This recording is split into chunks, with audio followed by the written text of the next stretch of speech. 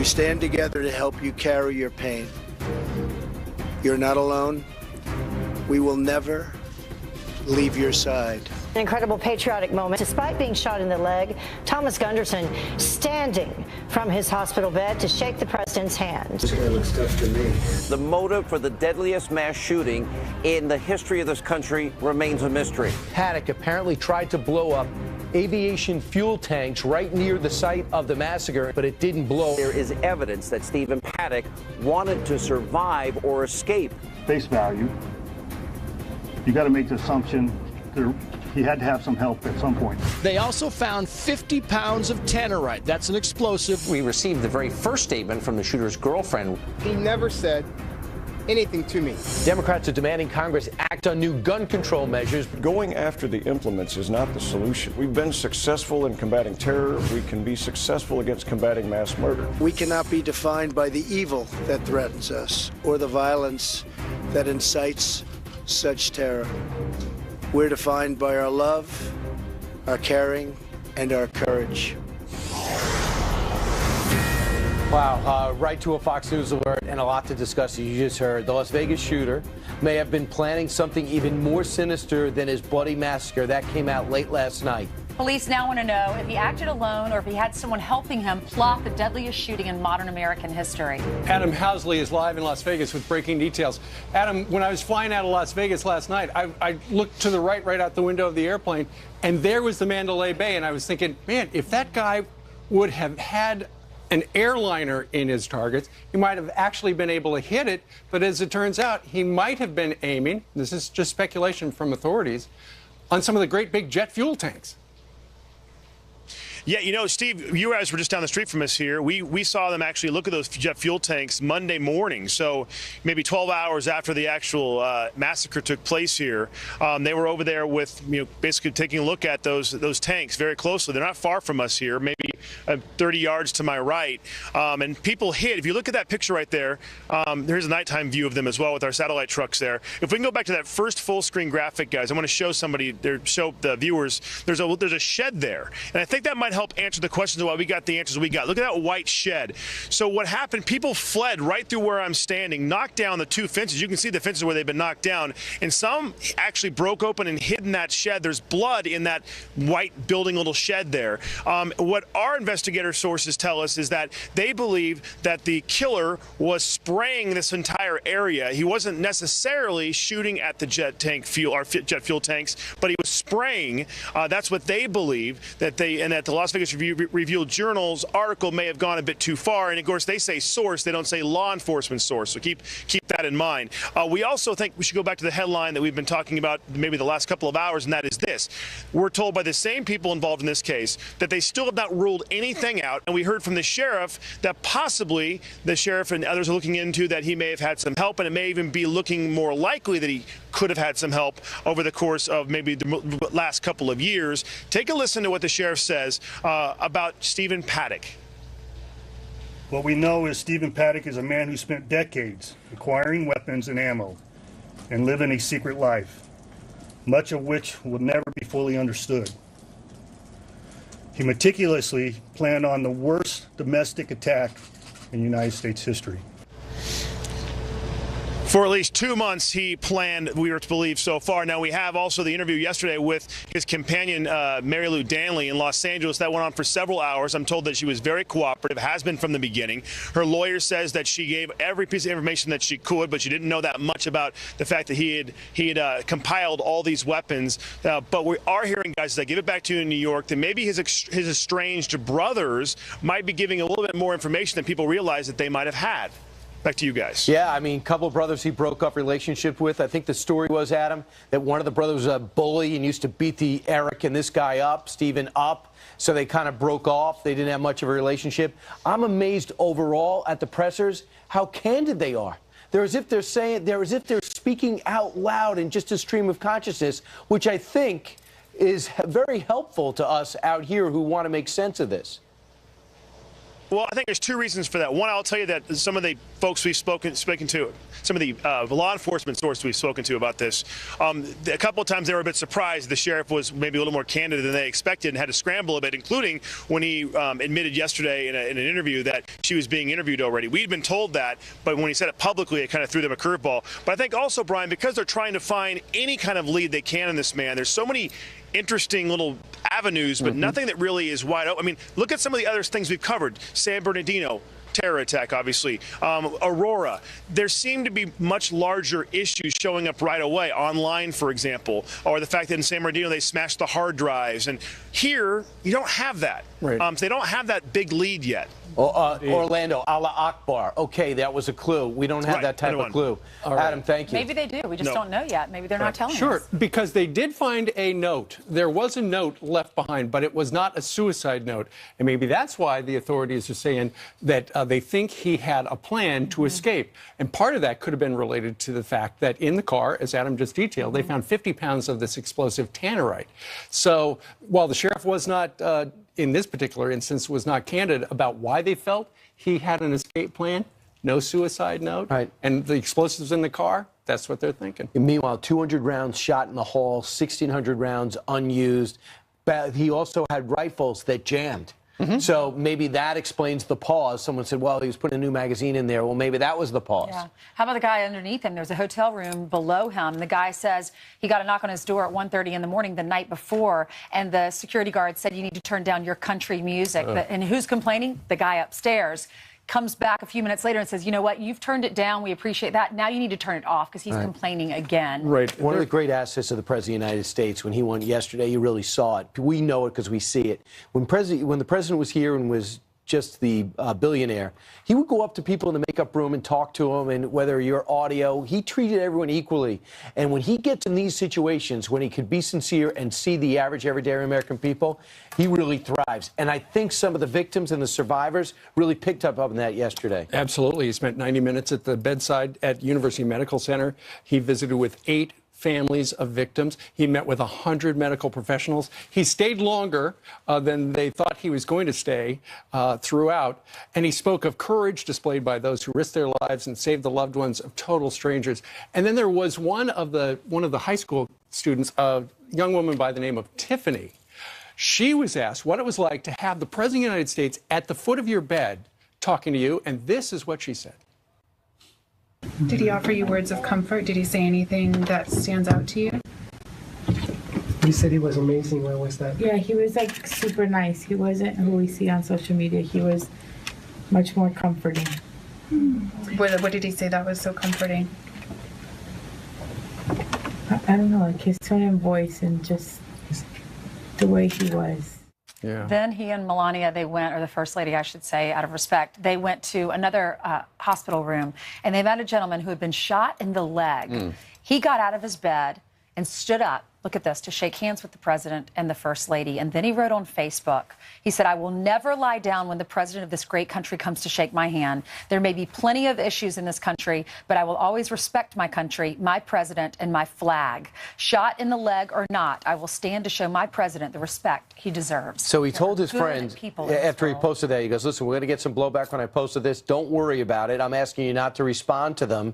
But it is disconcerting to meet the President, salute the President, and then know you're going to get blowback on your own social media page. Thomas Gunderson will be live with us in an hour and 10 minutes. Yeah, he's the guy who stood for the President of the United States in a very patriotic moment, meeting the President of the United States. Also, I read one person who said that when he came in, he wasn't the President of the United States. He was just a dad. He was just a dad talking to me about my child. Yeah, last night on Sean Hannity's show, he had an interview that we want to replay for you because you were probably sleeping. Well, actually, maybe not. His show's now at 9 o'clock. That's right. This is a guy who was married to a lady for 32 years. He sat down with Sean, and this is what he had to say about his wife. 32 years, every day was better. 2 kids and 4 grandchildren, and the 5th one was on the way. I want the world to know Denise. She had a beautiful smile, and she was a great person. Loved her grandchildren.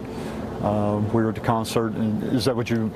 From the concert, we We initially heard the first round of gunfire, didn't think it was gunfire. The second round started, and I knew it was, and I grabbed her by the hand.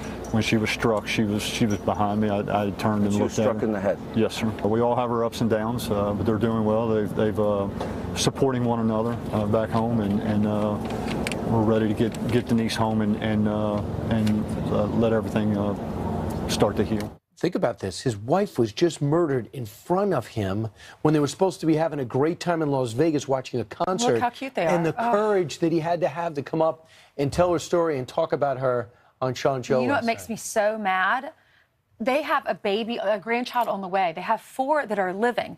I was so close with all 4 of my grandparents. My grandmothers just meant the world to me. And I mean, it just can make you cry if you think about these kids won't have their grandmother because this idiot, this evil man decided to just take them all out. I mean, it's just unbelievable that someone can be that evil. It was remarkable that Sean was able to get the interview with that man who told us live on TV what it was like when his wife died. You imagine they were holding hands and she drops. Right. It is heartbreaking. And if it wasn't for that security guard with the courage to go to that door, take a bullet, and sit there and point out where he was, he didn't shoot at anybody after that. It could have been so much worse. As 58 now, the number holds. Meanwhile, 10 minutes after the top of the hour. President Trump seems to be leaving the door open to talk gun control. Will he? We're going to talk to Kellyanne Conway. She's going to be live at the White House in about 20 minutes. He also said now is not the time. Meanwhile, the Secretary of State, Rex Tillerson, ripping into reports he's at odds with the president. So is the media pumping this fake news out? General Jack Keane weighs in. I'm not from this place, but the places I come from, we don't deal with that kind of petty nonsense.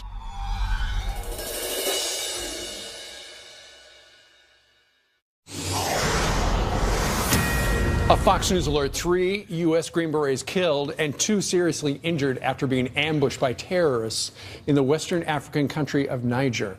Here now to react is retired 4-star General and Fox News military analyst Jack Keane. General, thank you very much for joining us. Yeah, apparently these guys were working with the locals to try to secure things, and this happened. Yeah. Well, what happens, U.S. policy in Africa is simply this. We're not there to engage in direct combat with the terrorists who are in Africa. We're there to train and assist the locals in doing that, and that's what this mission is about. Right. The primary trainers of other armies are U.S. Army Special Forces. I commanded Fort Bragg, which is the home of Special Forces and the Airborne. I got some working familiarity with these guys. They're incredibly unique because where the Army goes to war and deploys as battalion, brigades, and divisions, their basic formation to deploy is 12 people. We call it an A team, and they deploy multiple A teams headed up by a B team. That's probably what was here, participating in this patrol with the Nigerians. And what was happening, I'm absolutely convinced they targeted this patrol because Americans were in it. They were ambushed. It's sad. General, also a story we wanted to ask you about, because you do know, you are now familiar with Rex Tillerson since he became Secretary of State. How about, there was a story out there that he called him, the president, a moron. There were all sorts of press conferences going on yesterday. Here, Mr. Tillerson is, and he was out in front of the cameras at the State Department in Foggy Bottom. Here he is talking about his relationship with the president. The Vice President has never had to persuade me to remain as Secretary of State because I have never considered leaving this post. While I'm new to Washington, I have learned that there are some who try to sow dissension to advance their own agenda by tearing others apart in an effort to undermine President Trump's own agenda. I do not, and I will not operate that way. What's going on here? Do you think he really called him a moron? I have no idea. I suspect not. I don't think that's the kind of term he would use. But listen, none of us want to be held accountable for the things we say inside of our office about people we work with or people we work for. Let's be honest with ourselves.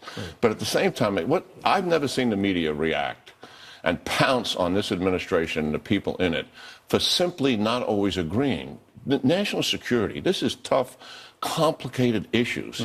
You're never going to get the entire national security team on any one of those issues to totally agree. And the fact that they don't agree, Steve, actually is good government. The president needs to have a range of options and a range of opinions upon which to make decisions. And even if a Tillerson or a Mattis or McMaster even disagree with the president on an issue, I absolutely believe that is healthy for us to have those kind of views. We've got a tweet from the President of the United States we're going to put up on the screen right now. The NBC News story has just been totally refuted by Secretary Tillerson and Vice President Pence. It is hashtag fake news. They should issue an apology to America. Hashtag fake news. Do you think this is just one of those things that was brewed up by the media? Well, I think they take a small little thing and they try to make it into a major news story, and the fact that now we've got a Secretary of State and the President coming to blows, so to speak, and the Secretary of State is going to wind up resigning. I mean, that's the story they're trying to create. I don't think it's true. I've been around Secretary Tillerson, like a lot of other people in America who deal in national security. We didn't know him. But I'll tell you what, this guy lives up to his billing. He's a seasoned professional, comfortable on a world stage. He can execute United States foreign policy overseas with confidence, and I've got a lot of time for him. You sound like a fan. He ever since he stood Lavrov up in Moscow in front of the Russian media and called him out for all the policy mistakes that Russia has had, to include meddling in the U.S. election, I've been a fan. So he's a good part of the president's cabinet. He should stay. Yeah, absolutely. All right. General, thank you very much. Always good talking to you. Thank you, sir. All right. Coming up next, our guest dodged bullets to save others in the middle of that massacre on Sunday night. His incredible story live from Las Vegas. And President Trump seems to be leaving the door open on some sort of new gun control. Is that possible? We're going to talk to Kellyanne Conway about just that and so much more in a couple of minutes.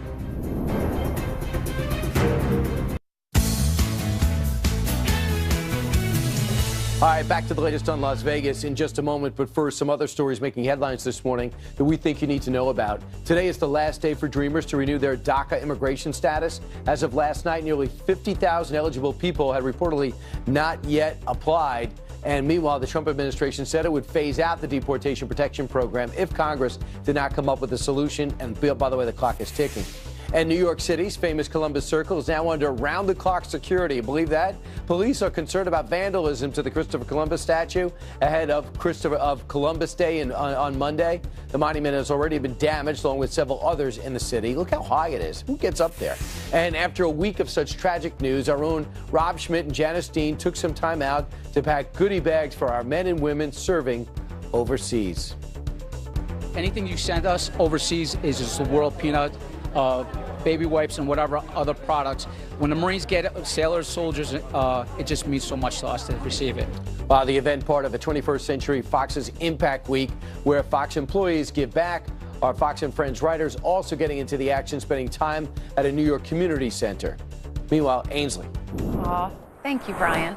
So many stories of heroes emerging from the horror that happened in Las Vegas. First responders and regular Americans rushing in, risking their lives to save others. And one of those heroes, a paramedic who ran through the gunfire, ran through bullets to aid those victims and his own medical team. Paramedic Glenn Simpson was one of the first people to start helping all of the injured, and he joins us now. Glenn, I just want to say thank you. Thank you so much. You're a hero. What was it like? What do you recall? Take us back and tell us what happened. Oh, thank you for having us this morning. It's still all a little bit of a blur. Walking through it, trying to remember exactly what happened. I was on Las Vegas Boulevard when the first shots were heard before the music had even cut off, and definitely didn't know what to expect. Once I saw the officers draw their weapons, I knew this was the real thing, and at that point I made the decision to run into the venue and hide behind a bar. Are you glad now that, I mean, I know weren't you on the ground before this concert, and you had 5 ambulances there, and you had like 16 men and women paramedics that were ready to help if there was, a minor emergency that you might expect with 22,000 people? Yeah, that's correct. We were providing medical standby services for the event itself. We were there on Friday, Saturday, Sunday, and it was business as usual. Not the first year that we've provided services for the event. So the weekend was going as planned. I bet when you were training to be a paramedic, you never thought you would have to, that it would lead to this. We all kind of get into the business for the guts, the blood, and that sort of thing. And I've been doing this for 13 years now, and No, I never thought I would be presented with such a situation. How many lives do you think you saved? You know, I remember a lot of faces. I remember looking at a lot of faces of people that I know did not make it. But I also remember looking at a lot of faces that were just filled with fear, but at the same time courage. And I know that between myself, my team, and all the other personnel in this valley that came and responded, we saved hundreds upon hundreds of lives. And to sit down and really grasp that number is still, it's hard. Yeah, it might not have hit you yet. You know, you were with the president yesterday. You met him. What was he like? And he had a message for you and for all the responders. And I think we have that soundbite. Then I want to get your reaction.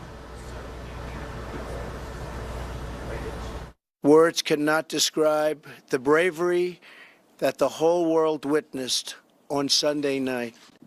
Americans defied death and hatred with love and with courage. When the word and the worst of humanity strikes, and strike it did, the best of humanity responds. Glenn, 2 questions. What was he like, and what did that message mean to you? You know, just listening to those words again kind of sent chills through my body. First and foremost, it was an honor to be able to meet the President of the United States. Took his time to travel to Las Vegas to be with the victims, and although there was a lot of us in the room, it almost felt that he was making eye contact, and that message was being delivered to each and every one of us. And it was truly an honor to hear that, and those words were very comforting, especially the professionalism part. You know, we've heard so many stories over the last few days of, you know, different responders telling us what they saw. Is there one story that really sticks out to you that you want to share with us? You know, it's definitely not the feel-good story, but I recall somebody who was younger.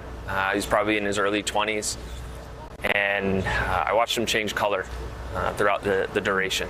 And it was one of the hardest things to watch. He had been shot in the chest, and bystanders were assisting in applying pressure. And it's an image that I know will live with me forever.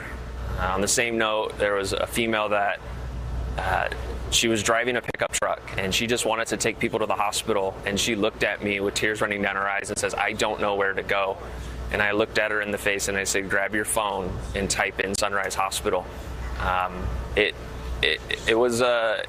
been a week. It was a day of many emotions. Mm-hmm.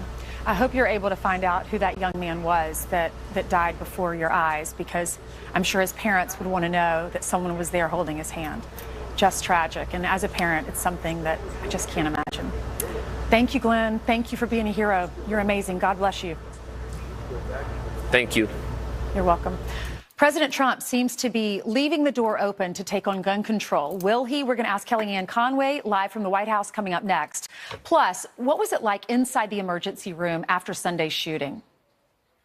They were coming in 6 at a time in the back of vehicles, trucks, ambulances, pulling multiple people out at once.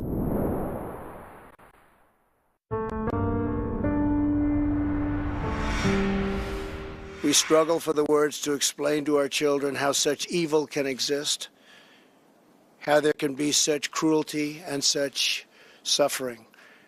But we cannot be defined by the evil that threatens us or the violence that incites such terror. Joining us right now from the North Lawn of the White House is Counselor to the President of the United States, Kellyanne Conway. Kellyanne, the President flew out to Las Vegas after he comforted the people who were victims down in Puerto Rico. You know, we've already heard from some of the people he talked to bedside. They were very moved by having the President come in. Was the President moved by going there? The President was moved, and the President and the First Lady have been on the ground literally shoulder to shoulder with those who are suffering and in need, whether it's Texas, Florida, Louisiana, Puerto Rico, and certainly in the Las Vegas community yesterday. I think this is a moment when the President is calling us all to unify against what he calls an act of pure evil, and unify really to show compassion and empathy for our brothers and sisters who are truly in need.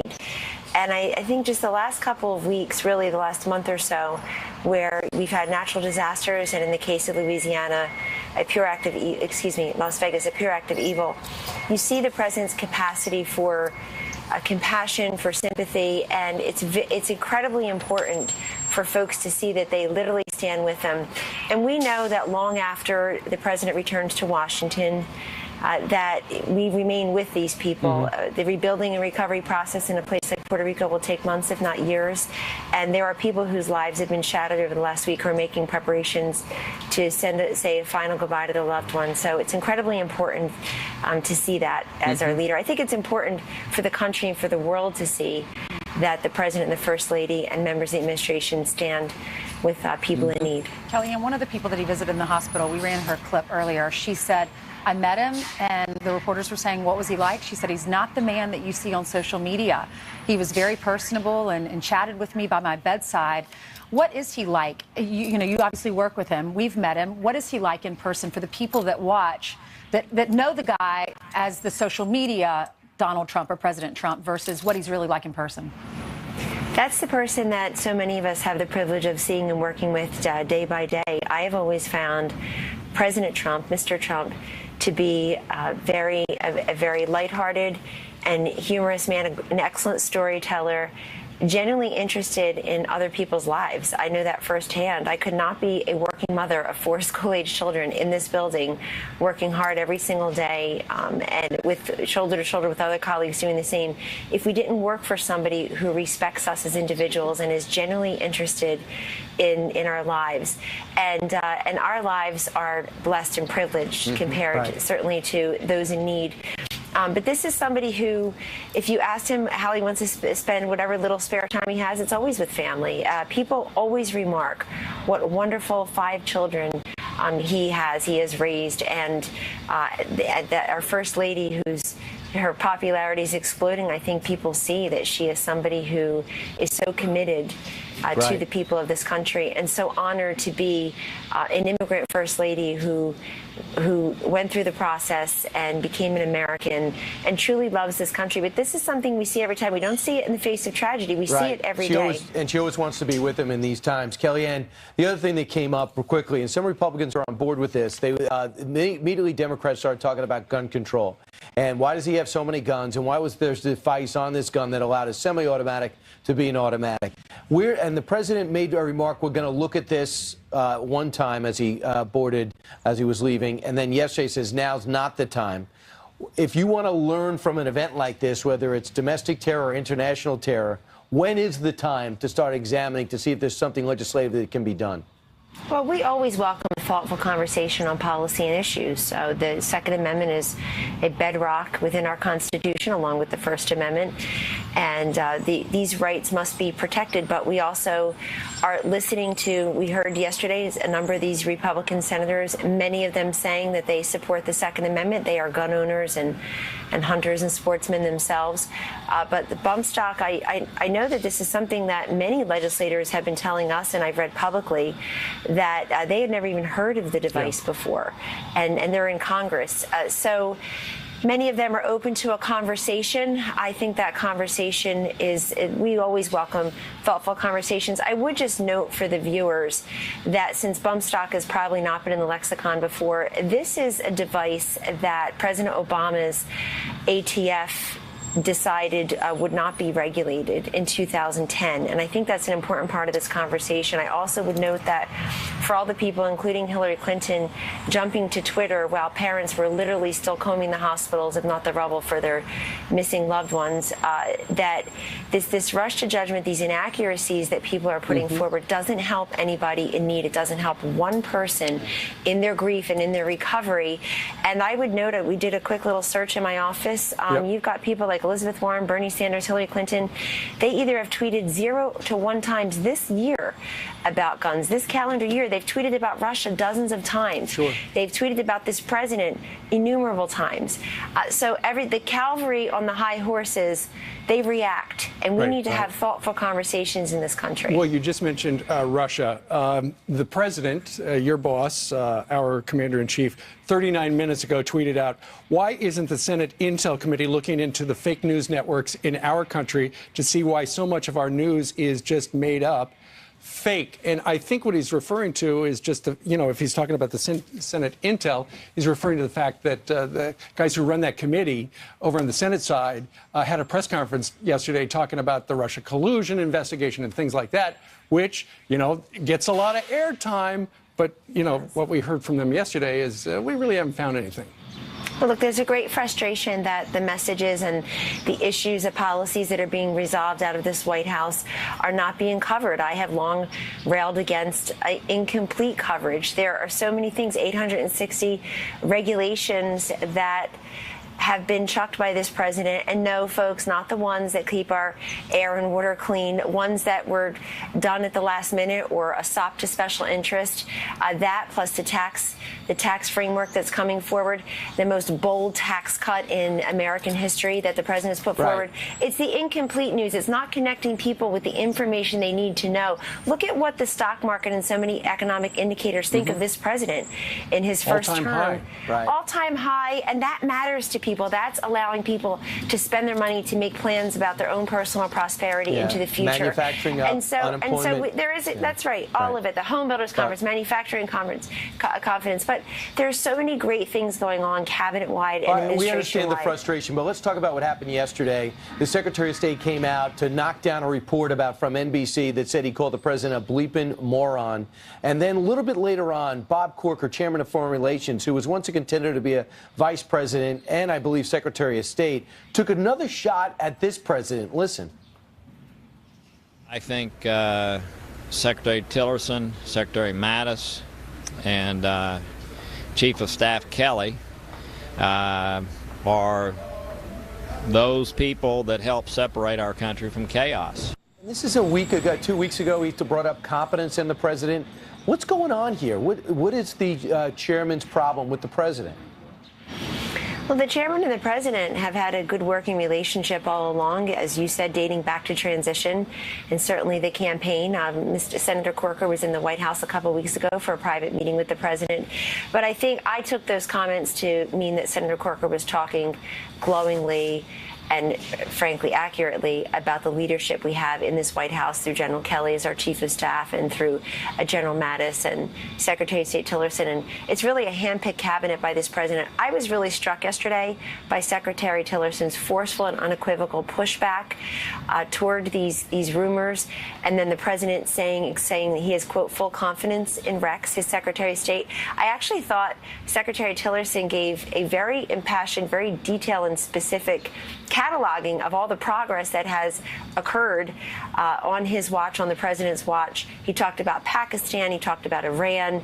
He talked about certainly the strides that have been made all around the globe. And it actually, I think the media gave him an unexpected opportunity to talk about everything positive that he and his boss, the president, have been doing. And he was very forceful in his Did Senator Corker in saying that he has never once considered resigning, and that his support of the president and how the president won, giving voice to those who want a different foreign policy, want to be more safe and secure, that he is still here, as he has been on day one, to support the president's agenda. All right. Kellyanne, thanks for taking a part of your day out to be with us here on Fox and Friends. Kellyanne. All right, straight ahead. What was it like inside the emergency room after Sunday's shooting? Jillian Milley goes one-on-one with the doctors and nurses who saved so many lives. And have you seen this? The moment is incredible. A man who was shot in the leg stands for President Trump yesterday in the hospital. That man will join us live coming up.